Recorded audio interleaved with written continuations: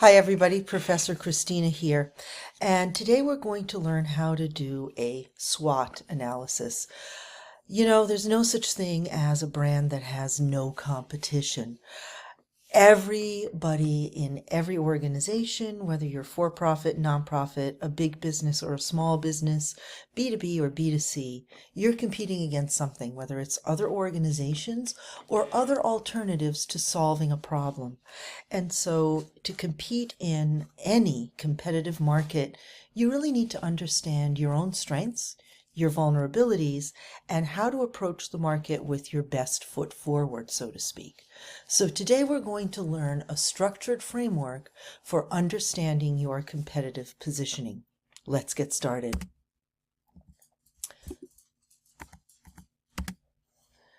So first, let's think about why SWOT analysis is particularly important in marketing. First and foremost, it acts as a strategic map to understand your position in the market landscape.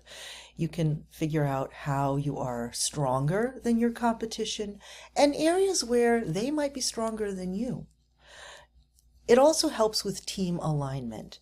It helps your entire marketing team, as well as the rest of your organization, understand exactly what makes your company special, as well as what kind of competition you face. All of this can lead to smarter planning.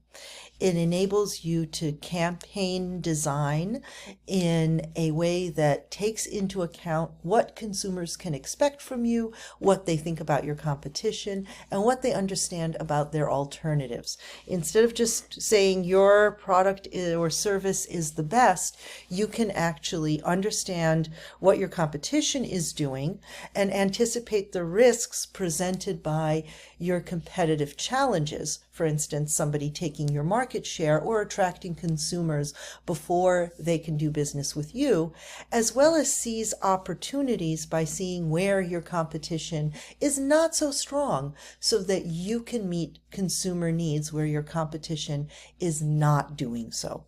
So with the understanding of where your opportunities are and what your risks are, you can plan your marketing campaigns much better.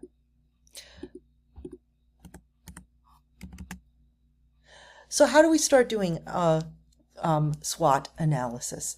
So the first step is actually going to happen before you do the SWOT analysis, and that is understanding what your marketing goals are at all. Because to understand what your strengths are, you need to understand where those strengths can get you. And to understand what your vulnerabilities are, you have to understand how they can stand in the way of achieving your goals. So first you have to understand your goals. Think of it this way. Let's say you want to run a marathon. That is a very specific goal. Your strengths might be that you are already a strong runner, but your weaknesses might be that you don't have a lot of time to train. Those are very different strengths and weaknesses than if your goal is to learn how to bake cakes. Not having a lot of time to train for a marathon is not a weakness that's going to get in the way of baking a cake, because that's going to take a lot less time.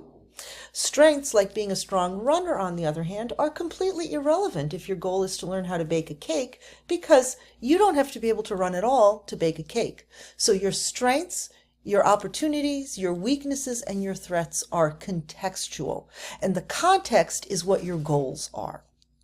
So first, clarify, what are your goals? In other words, what does success look like? Every business wants to be successful, but what kind of success are you looking for? Do you need to make more sales? In other words, achieve sales growth? Do you need people to be aware of your brand? In other words, have heard about you? Do you need to enter a new market entry, introduce your product to people who've never heard of it before? Do you need to keep your customers more engaged because you're losing them to your competition? Or do you need to generate leads? In other words, get more people ready to buy from you. That's going to guide what SWOT factors you're going to prioritize and how you're going to analyze them as you plan your marketing campaigns. So understanding what your goals are will help you understand what strengths you have that will help you get them there and what vulnerabilities to look out for. Now, here's a pro tip.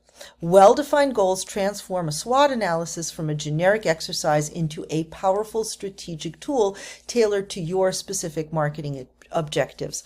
Way too many organizations just generate a generic SWOT analysis that just talks about your brand and your competitive landscape without understanding how they are relevant to achieving. Step 2 is now we have to dig in and start identifying our strengths and weaknesses. It's a lot of fun to discover our strengths. So we can ask ourselves some questions as we think about our strengths, like what marketing assets set us apart from competitors? Do we have a fun brand? Do we collaborate with wonderful influencers? Are we well known? What are our campaigns or channels that perform exceptionally well? In other words, are we absolutely crushing it on TikTok? Or do our billboards win awards? Think about where your campaigns are particularly good. Then think about what unique capabilities the people on your marketing team possess. Do you have some great storytellers, graphic designers, videographers? What are you exceptionally good at? And where do your customers show the strongest loyalty? Is there a particular product, for instance, that they really love? Let's say, for instance, you're a leggings company, but you also make other sportswear like hoodies and t-shirts. But it's your leggings that everybody buys, especially the ones with pockets. That's where your customers show the strongest loyalty. So that is a particular strength. A strength is anything that your customers really love, that they buy in large quantities or they talk about in a really positive way. Now, let's think about some of our weaknesses, areas where we could be doing a little bit better. So maybe we don't have as much budget, so we can't afford to advertise and reach as many consumers as we want. Maybe we don't have all of the best technology, or we're using some outdated tools. Maybe we're inconsistent in our messaging. We don't have the same colors, fonts, and branding, or more to the point, maybe we're presenting ourselves in completely different ways on completely different channels, like emphasizing our low cost on one channel and emphasizing our high quality on another. That can really confuse consumers. Maybe we just don't have the skills we need on our marketing team to get everything done. Let's think of an example. Let's say there's a leggings brand out there with a viral social media presence and a really engaged community of customers who talk about them a lot. But whenever they send out email offers, almost nobody opens them, and they really don't send a lot of emails out anyway. Maybe that's a weakness that they can afford to work on because one of their marketing channels is working great and one is not. Now, right now, we're not making the decision as to whether we should improve our email marketing or stop doing it at all. We're just documenting where we are doing well and where we are not doing well. The decisions will come later. Right now, all you're doing is documenting your strengths and your weaknesses.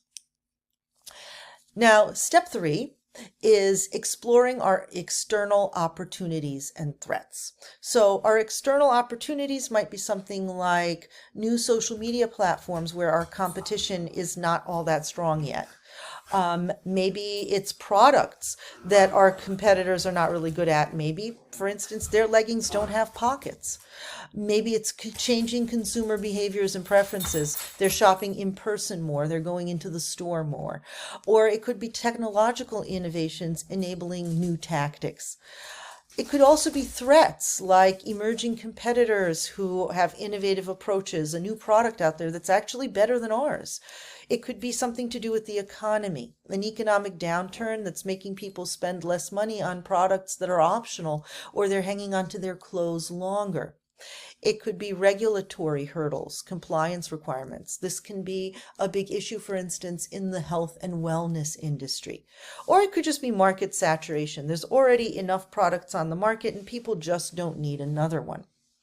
An example of this might be there's rising consumer demand for eco-friendly and sustainable products, and that is a whole new opportunity related to changing consumer behaviors and preferences. More and more consumers are environmentally friendly and want to do business with environmentally friendly companies, and if you can genuinely prove that your products are more sustainable, that is a genuine opportunity that makes you much stronger than your competition. So now let's think about step 4, when we bring all of it together. So we've thought about our strengths, we've talked about our weaknesses, we've identified new opportunities in the market, and we've identified the threats in the market too. Now we need to start evaluating the impact of each strength, weakness, opportunity, and threat. They're not all equal. Some strengths are really impactful, like we have collaborations with some of the top influencers in our field, whereas some of them are nice to have, like we have a really strong team of videographers, but we could get by probably with fewer, and it's a good strength, but it's not make or break. So assess each SWOT factor for potential impact on your marketing campaign performance and your business objectives. Then you need to determine the urgency of your strengths, weaknesses, opportunities, and threats, especially weaknesses and threats and opportunities. Let's say, for instance, that there's an opportunity to be one of the first organizations in your field to use AI to improve customer service. That is time sensitive because everyone else is going to catch up on AI very quickly. So that is something that is extremely urgent. On the other hand, other things can wait. The business world is ever changing, and if your logo, for instance, looks great right now, there might be an opportunity to make it better. It might be a weakness that your logo hasn't been updated in 20 years, but it is not as time sensitive as, for instance, getting on the latest TikTok trend, working with an influencer who's in high demand, or improving your customer service before your competitors do. So think about the urgency of everything, because that's going to lead to step 3, which is allocating resources. You want to make sure that anything that's urgent, anything that's time sensitive, where you really need to act now, gets the resources it deserves, and you don't waste budget or time on things that are not urgent. In other words, let's say you urgently need to improve your customer service and work with a new influencer, but you don't really need to get your logo updated anytime soon. Don't spend money and time then updating your logo when you need that budget to pay for influencers. Now that you've got your resources allocated based on impact and urgency, now is the time to build your strategy. You want to build a strategy that amplifies your strengths, mitigates your weaknesses, seizes opportunities, and defends against threats. So if you've got some major threats, you need to determine whether they are urgent, allocate resources towards solving them, and build a strategy to address them quickly. Same for opportunities. Always think about, is this something that has a major impact on my business? And is this something that is urgent? And if it is both impactful and urgent, allocate resources towards it and build your strategy around it. So now that you're ready to start building your SWOT analysis, let's look deeper into the template for a SWOT analysis. It's usually a 4-quadrant template.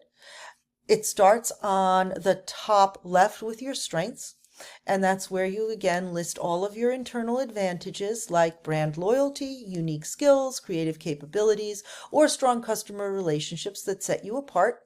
Next to that, part 2 on the right top is your weaknesses. That's your internal challenges like we talked about, such as limited budget, outdated technology, skill gaps, or inconsistent messaging that hold you back. And then on the bottom, you're going to put your opportunities. That's the list of your external chances to grow, including emerging trends, new markets, competitor missteps that open an area in the market for you, and shifting consumer behaviors. And then finally, on the bottom right is where we traditionally put the threats. And again, those are your external risks, including aggressive competitors, shifting market realities, economic changes, and regulatory developments. So once you've figured out your SWOT analysis, it can make a huge impact on your marketing campaign performance. Let's use as an example a cupcake brand. They make gourmet cupcakes, which they ship to all 50 states, and they used SWOT analysis to transform their marketing performance. First, they looked at their main strength, which was their influencer partnerships, and they leaned into those influencers. They put more resources there. They decided it was urgent and impactful for their business goals, and so they invested their strategic resources accordingly, and they built their strategy around that strength. At the same time, they addressed their weaknesses. Their weakness was that they had really poor positioning in organic search results and search rankings, such as Google search rankings and mentions by AI chatbots like ChatGPT. So they invested in better content on their website and improved their website so it got mentioned more often by chatbots and in Google's AI overview and shown as a Google Maps result more often because their website was improved for search algorithms. They then noticed that there was an opportunity that they could completely take advantage of. There was growing demand for sustainable products with eco-friendly messaging. In other words, sustainably sourced organic ingredients, lowering their carbon footprint as a food producer, and they really started to market themselves as an ecologically friendly cupcake company. At the same time that they had all of these strengths, though, they had some threats as well, because there was a new competitor that was launching in their niche market segment of eco-friendly, sustainable, organic cupcakes. They acted quickly in order to showcase how their cupcakes are better tasting. They started to really lean into those influencers who would talk about how great their products are. They improved their SEO, and in doing all of these things, they were able to mitigate the threat of the new competitor who was coming into their market trying to sell to the exact same consumers they were selling to. That competition for your same market segment is often one of the biggest threats in the market. As a result of this marketing campaign, they had a 25% return on investment. Every penny that they invested in that influencer marketing based on their strengths, the SEO improvements to address their weaknesses, and seizing the opportunity of the demand for sustainable products increased their return on investment to 25%. So every penny they invested came back 125% within 6 months. So how do you get started doing a SWOT analysis? So it can be your foundation to a great marketing campaign. First, start with clarity. Assess what your goals are as an organization and what your goals are for your marketing, because remember, strengths, weaknesses, opportunities, and threats are contextual. A strength in one set of goals can be completely irrelevant in another one, and threats that are really important if you're trying to grow market share might evaporate completely if your main goal is to increase your sales. So begin with clear goals and assemble a collaborative team representing different perspectives and expertise to understand your market positioning and your goals.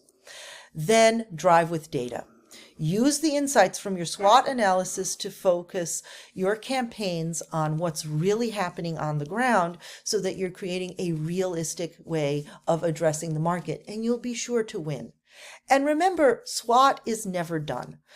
Stay adaptive. Regularly revisit your SWOT analysis and adapt quickly in an ever-changing market landscape, because the opportunities change all the time, the threats change all the time, but so thankfully do your strengths and your weaknesses as well. So you're always growing and changing as an organization, and you want to acknowledge that by revisiting your SWOT analysis, probably about quarterly. Remember that SWOT is your strategic compass for marketing success, and it's a living framework. It needs to evolve with your business and your market conditions. So this has been my overview of how to conduct a SWOT analysis. I hope you found it enjoyable and informative. This is Professor Christina wishing you happy marketing.